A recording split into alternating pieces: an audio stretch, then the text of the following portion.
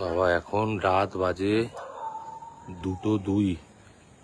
এই জায়গাটায় হঠাৎ করে এলাম একটু কুলফি খেতে। এই জায়গাটার নাম হচ্ছে কেন্দুয়া শান্তি সংঘ।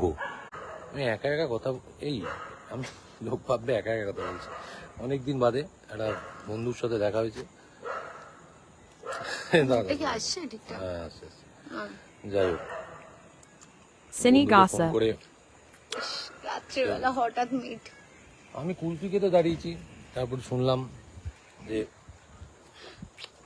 এই জায়গাটা তো ভীষণ পরিচিত, তার জন্য ঘোষ মহাশয়া করেছেন এবং কুকর্ম করেছি আমি দিনের পর দিন লোকের সাথে। কি করেছো? এখনো গুরু মেয়ের সাথে আমি প্রেম করেছি, এত কিছু করেছি, কেউ বলতে পারবে না আমি কাউকে ওভারট্রাম করেছি। আমাদের মধ্যে আসলে বাঙালির মধ্যে একটা ব্যাপার আছে, বাঙালি রাজনীতিবিদদের মধ্যে ব্যাপার আছে, ডিভোর্স করলে একজনকে দিয়ে একজনকে খোঁজা মারা যায়। উঠে আমরা দেখিয়ে দেবো সারা জীবন বন্ধু হিসেবে থাকা যায়, সারা জীবন। কেন বলছি রে? ভাবছি যে 2:04 এই লোকগুলো কারা, যারা এখন ওরা ঠিক আছে, বন্ধুত্ব অটুট রাখুন নিজেদের মধ্যে। This is the first live we have shared. মানে 3 বছরের থেকে বড় কথা হচ্ছে বন্ধুত্ব অটুট রাখুন।